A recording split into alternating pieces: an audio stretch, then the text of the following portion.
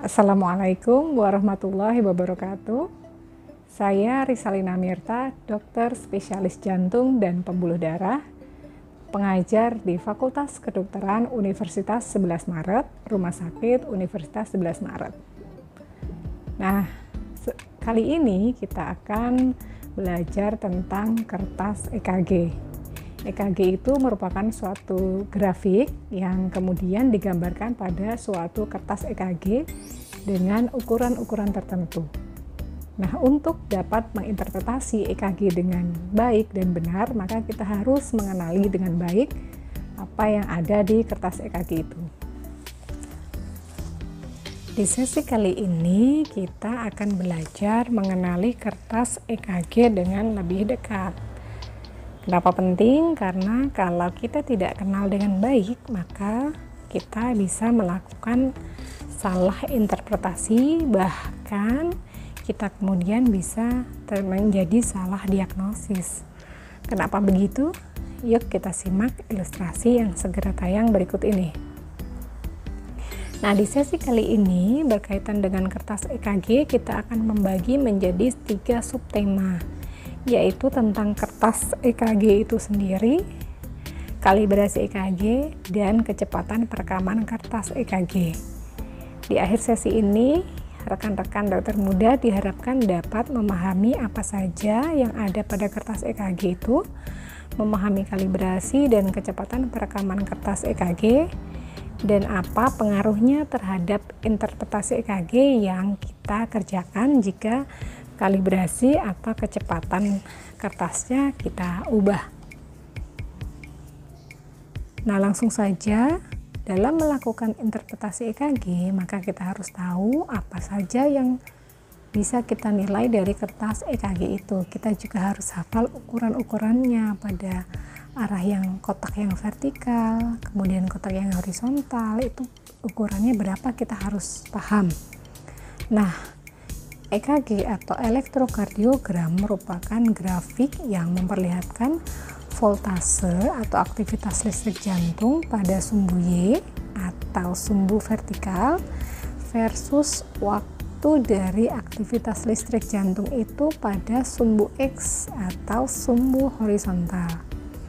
Pada umumnya, sensitivitas mesin EKG ini dikalibrasi sehingga 1 mV sinyal listrik menghasilkan defleksi 10 mm pada EKG atau 2 kotak besar. Sedangkan untuk kecepatan standar perekaman kertas EKG adalah 25 mm per detik, atau dengan kata lain 1 detik atau 1000 milidetik akan diwakili oleh 25 mm atau 5 kotak besar. Oleh karena itu, 25 kotak kecil atau 25 mm setara dengan 1 detik.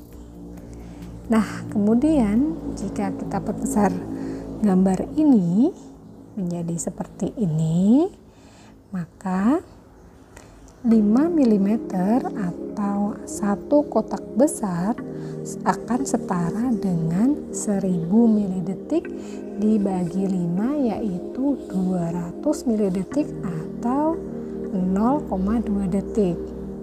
Sedangkan untuk dimensi yang vertikal, 5 mm ini akan setara dengan 0,5 mV. Ingat, tadi kalibrasinya tadi sudah saya sebutkan di awal adalah 1 mV setara dengan 10 mm, sehingga kalau 5 mm saja maka setengahnya, yaitu setengah mV. Nah, kita bisa melihat lagi pada kotak yang kecil ini. Pada kotak kecil ini 1 mm setara dengan 0,1 mV pada dimensi yang vertikal, sedangkan pada dimensi yang horizontal ini 1 mm setara dengan 40 milidetik atau 0,04 detik. Hal-hal tersebut, angka-angka tersebut penting sekali kita ingat karena akan kita gunakan dalam melakukan interpretasi EKG. Nah, selanjutnya kenapa kalibrasi ini penting? Ada dua hal penting terkait dengan kalibrasi. Yang pertama terkait dalam kepentingan kita menginterpretasi atau EKG, atau memang kita buat kalibrasinya itu normal atau standar, kemudian kita buat setengah atau kita buat dua. Nah, ini kepentingannya adalah membantu kita dalam membaca EKG dengan lebih baik. Misalnya jika kompleks QRS terlalu kecil atau gelombang P-nya nggak kelihatan karena terlalu kecil atau terlalu tinggi, bahkan karena voltasenya terlalu tinggi, misalnya pada ventrikular hipertrofi, kalibrasi ini dapat kita naikkan 2 kali atau kita turunkan setengahnya jika terlalu tinggi, supaya kita bisa menginterpretasi EKG dengan lebih baik. Misalnya pada LVH. Nah, jika pada LVH ini kompleks QRS akan tampak tinggi voltasenya, terutama di lead prekordial yang kiri. Nah, seringkali kalau kita menggunakan EKG yang 3 channel, maka gambarannya akan terlihat saling menumpuk satu sama lain. Nah, hal ini tentunya akan mempersulit kita dalam menginterpretasi secara akurat. Pada kondisi seperti ini, kita bisa membuat kalibrasinya menjadi setengahnya supaya tidak nampak menumpuk. Tetapi kalau dibuat kalibrasi setengah seperti ini, jangan lupa kalau menghitung kita kalikan 2 untuk parameter-parameter yang dimensinya vertikal.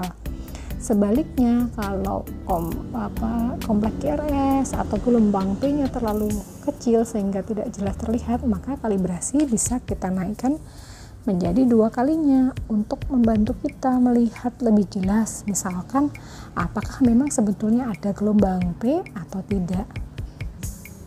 Nah, kepentingan yang kedua adalah terkait dengan auto kalibrasi dari mesin itu. Jadi beberapa mesin itu memang sudah ada auto kalibrasi yang kadang-kadang kita tidak menyadari, jadi kita hanya mikir ini sudah standar 1 kali kalibrasinya, tetapi ternyata mesin itu menyeting sendiri, terjadi auto kalibrasi sehingga kalibrasinya berubah. Nah, kalau kita tidak melihat dengan seksama kalibrasi dari EKG yang kita baca itu, maka akan terjadi salah interpretasi. Jadi pada saat menginterpretasi EKG, kita harus memastikan bahwa kalibrasi mesin itu adalah standar, yaitu 10 mm setara dengan 1 mV. Nah, jika kita tidak memperhatikan kalibrasinya, bisa menyebabkan terjadinya misinterpretasi, karena pada kalibrasi yang setengah, kompleks QRS akan tampak kecil. Sebaliknya, pada kalibrasi 2 kali, tinggi dari kompleks QRS ini akan terlihat 2 kali lebih tinggi dari normalnya. Nah, sebagai contoh pada EKG ini, jika kita lihat masuk ke kriteria LVH menggunakan kriteria Sokolov-Lyon, di mana S di V1 kita lihat di sini adalah 20 mm ditambah dengan R di V6 adalah 17 mm, sehingga hasilnya adalah S di V1 ditambah R di V6 yaitu 20 ditambah 17 sama dengan 37, sehingga kita anggap masuk kriteria LVH. Nah, tapi betulkah ini LVH? Kita perhatikan lagi dengan seksama. Nah, ternyata kalibrasinya adalah 2 kali, sehingga harusnya perhitungan yang tadi hasilnya dibagi 2, yaitu 37 dibagi 2 sama dengan 18,5, sehingga sebetulnya tidak didapatkan LVH pada EKG ini. Nah, seperti ini adalah salah satu contoh jika kita tidak memperhatikan kalibrasi dengan seksama, bisa terjadi interpretasi sebetulnya tidak LVH, kita interpretasi sebagai LVH. Lalu contoh lainnya adalah pengaruh kalibrasi horizontal atau kecepatan perekaman kertas. Nah, pada gambar yang sebelah kiri, kecepatannya adalah 25 mm per detik. Artinya ini adalah kecepatan perekaman yang standar, sehingga rumus penghitungan heart rate dengan metode kotak kecil di sini yaitu 1500 dibagi jumlah kotak kecil antara RKR di sini adalah 20 mm, sudah benar, yaitu 75 beat per menit, sehingga EKG ini bisa kita interpretasi sebagai sinus ritem dengan heart rate 75 kali per menit.